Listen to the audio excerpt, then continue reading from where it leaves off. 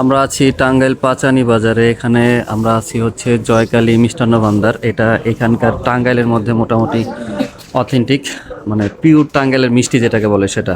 But এখানে আসার পরে আমরা কনফিউজ হয়ে গেছি যে এত পরিমাণ মিষ্টি।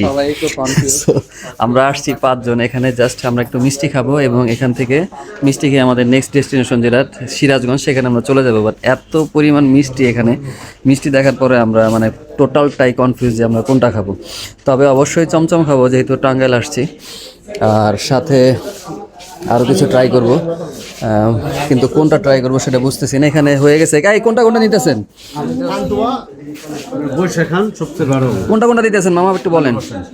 পান্তুয়া দিতেছেন আর কোনটা? রসগোল্লা, পান্তুয়া, হ্যাঁ একটা করে চমচম। এইভাবে তবে দেবো আমরা সবাইকে? মোটামুটি যে আপনারা বললেই আমি দেবো। জীবন ভাই এবং আবির ঠিক আছে, ভাই দুজন মিলে ডিসিশন নিছে। কষ্ট করে বসে। এই যে এটা কি কি আছে এখানে, পান্তুয়া, রসগোল্লা আর চমচম। তো এটা আমাদের সিলেক্ট হয়েছে, আমরা এখন এটা খাবো।